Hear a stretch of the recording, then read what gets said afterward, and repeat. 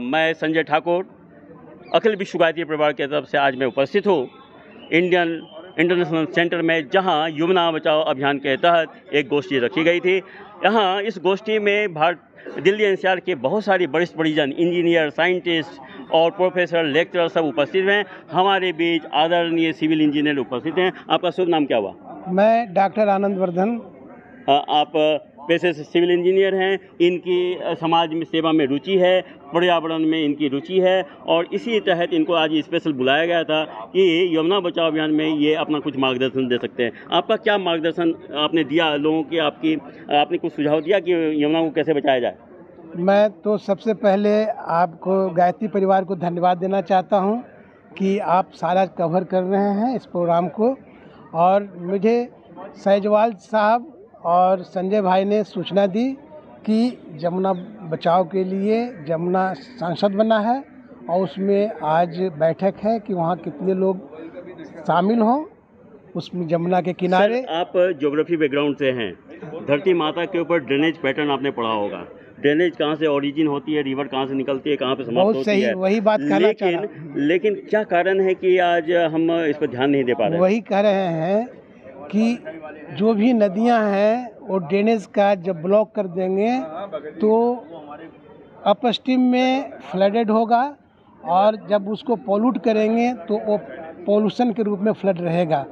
तो हम drainage proper दे नहीं रहे हैं, वाटर वे पूरा दे नहीं रहे हैं। सबसे पहले तो ये है कारण। इसका जो भी पॉलिटिकल रहे, चाहे तो वह टेक्निकल फॉल्ट रहे, उसमें विशेष तरह का अध्ययन नहीं रहे, कुछ भी कारण हो, चाहे तो अपना कुछ पर्सनल।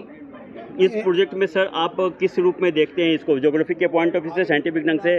क्योंकि लोग कहते हैं कि इस नदी में बहुत सारे इंडस्ट्री के पोल्यूटेंट्स पॉइंट हैं, उसको आइडेंटिफाई आपने किया है क्या? कितने पॉइंट्स हैं इसमें? जहाँ तक कि जमुना जी की बात है, जो आपको जमनोत्री से बह के यहाँ तक आती है, अब इसमें बहुत सारा कहा जाता है 85% पानी तो आपके पहले ऊपर ही रोक लिया गया।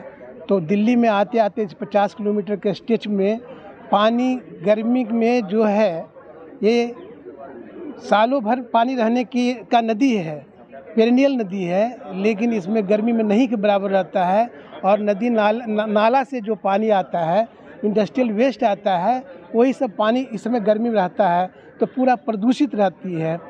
तो फ्लड के दिन में वो प्रदूषण धुलता भी है, लेकिन हम लोग भी जितने दिल्ली वासी हैं, चाहे इंडस्ट्रियल है, पूरा पॉल्यूशन को उसमें डाल देते हैं, ट्रीटमेंट कर नहीं पाते हैं, क्योंकि जितने सीवरेज हैं स्टॉर्म वाटर मिक्स्ड हो गए हैं, और मिक्स्ड को उतना बड़ा कैपेसिटी नहीं है सफाई करने का, और रखना भी नहीं चाहिए उतना बड़ा ट्रीटमेंट कैपेसिटी। इसके सारा डिस्पोजल नदी में जाता है, उसका सेडिमेंटेशन भी होता है, और इस तरह से ये समस्या हमें यहाँ के केवल दिल्ली की नहीं, हर एक शहर की होते जा रही है।